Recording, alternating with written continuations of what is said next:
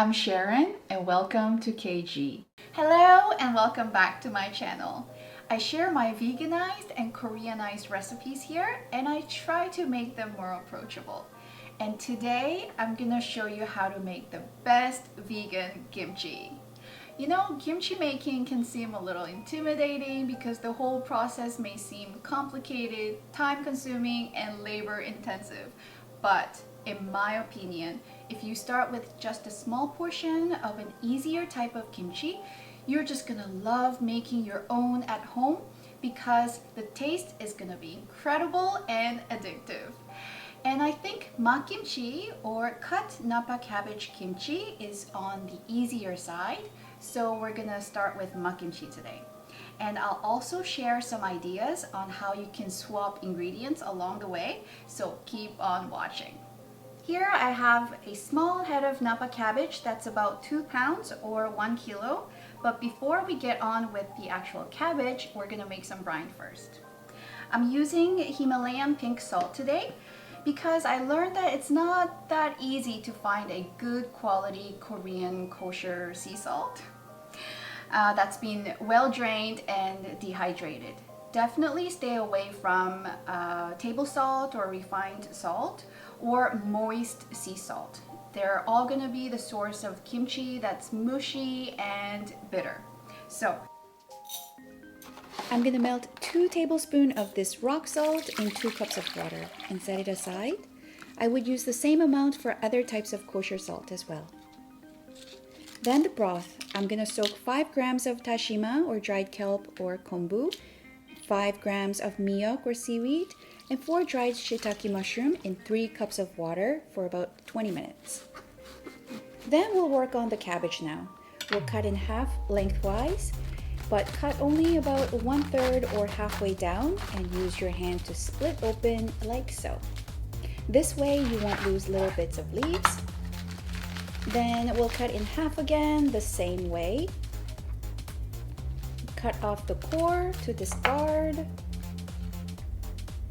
I like to cut small inner layers separately like so and cut the rest into bite-sized pieces.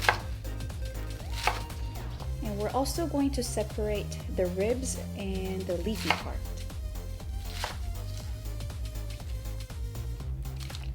I'm transferring just the cabbage ribs or the white thicker part into the brine to just sort of wet it and transfer it into another bowl. And sprinkle a handful of rock salt. And put the leafy part in a separate bowl, like so. And we're just gonna repeat the same procedure for the rest of the cabbage. So for 2 pounds of cabbage, you'll need about 1/4 cup of salt just for the layering part.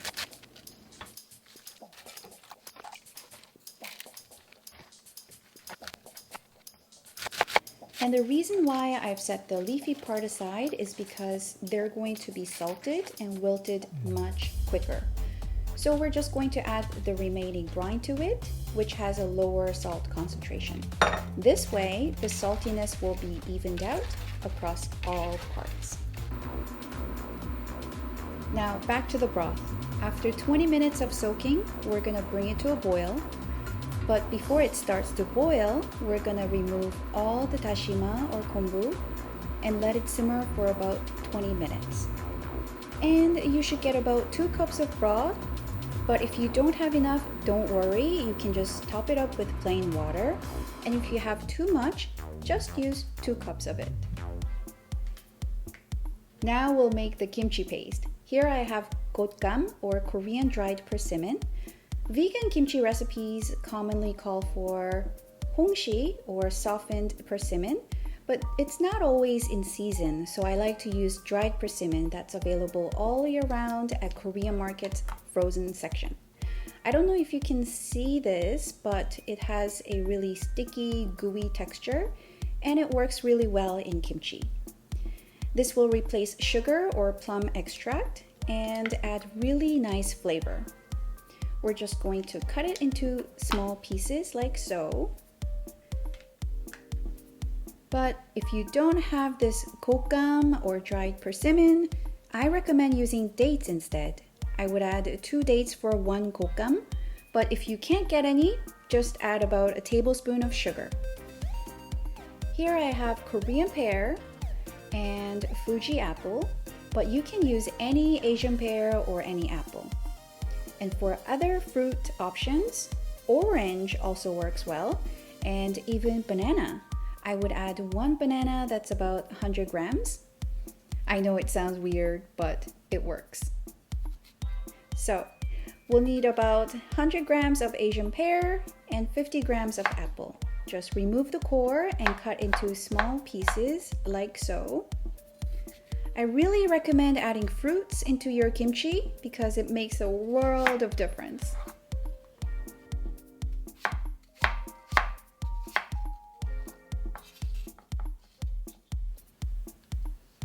And we need about 50 grams of onion, 60 grams of garlic, and 15 grams of ginger. So it's 4:1 garlic to ginger ratio, and 1 red chili pepper. I like to buy a pack and just freeze it just for kimchi. We're now going to blend everything together with 1 cup of broth and 100 ml of Korean soup soy sauce, 국간장. This is to replace the fish sauce, but you could skip it and just use salt instead. And we'll make the starch glue. Add 1 tablespoon of sweet rice flour into 1 cup of broth. Whisk it and bring it to a boil and boil for just 1 minute. For this starch glue, you can also use wheat flour, steamed rice, or even nuringji, scorched rice. I'll have more options listed in the description box below. So every 30 minutes to an hour or so, we need to flip the cabbage so the top layer goes to the bottom. And the same with the leafy part.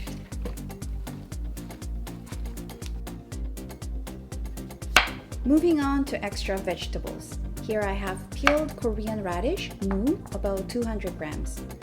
I usually don't like to peel the skin, but this radish was just too muddy.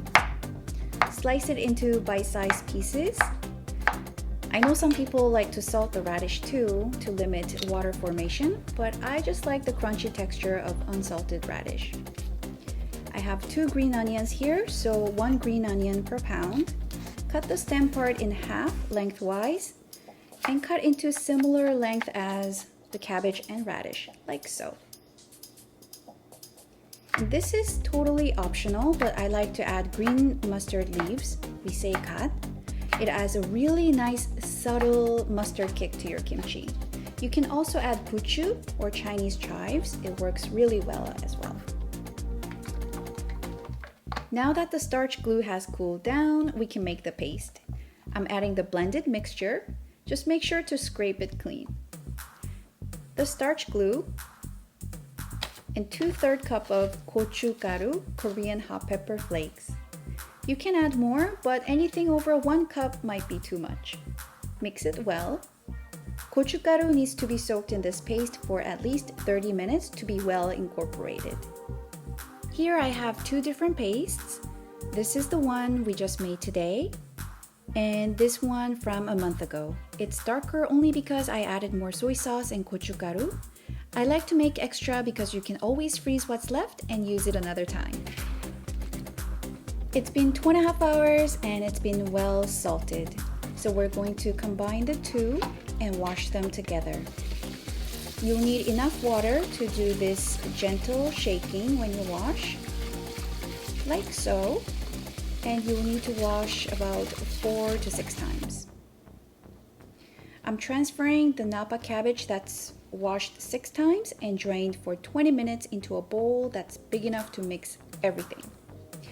We're also adding the sliced radish and do a quick taste testing to see how much salt I'll need to add. And we need about 3/4 cup of paste for every pound of cabbage. And we had 2 pounds to start, so 1.5 cups. We're going to hold off on the greens as they shouldn't be rubbed too hard for too long. And just adding 1/2 teaspoon of salt.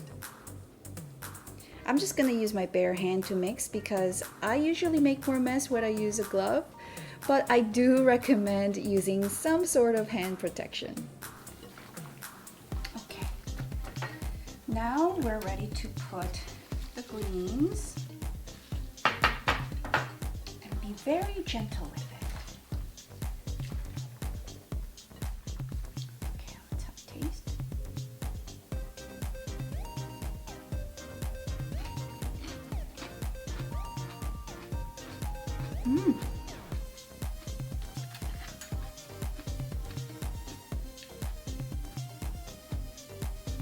I'm just gonna add half teaspoon more of salt.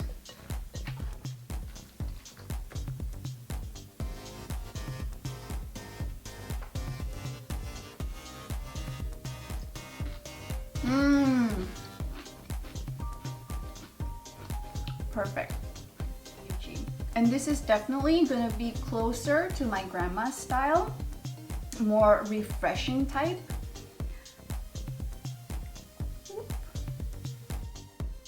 I like to use mason jars for fermentation as it has a small opening with tightly sealed cover.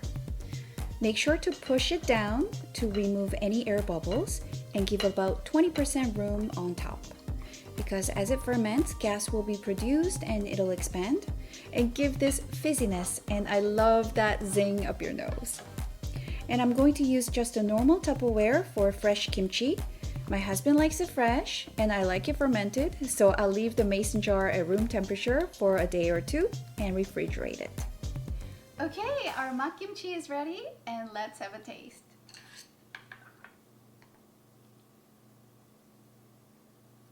잘 먹겠습니다.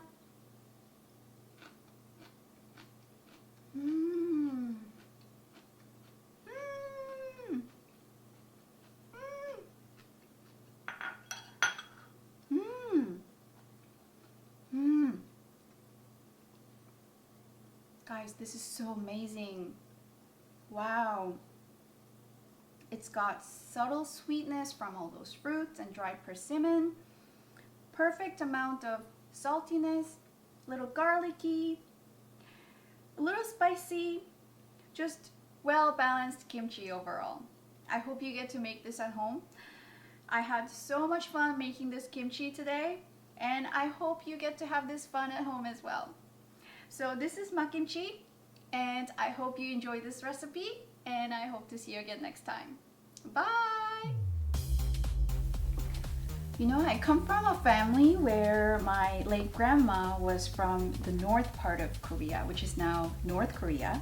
And that's where my dad was born as well. And they successfully escaped to the south when Korean War broke out. And they eventually settled in Seoul, where my dad met my mom.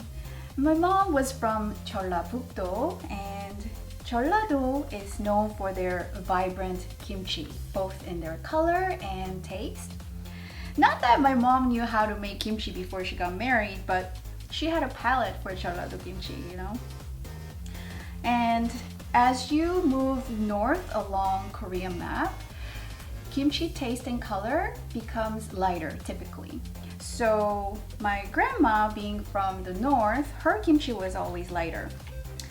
And honestly, I loved both styles.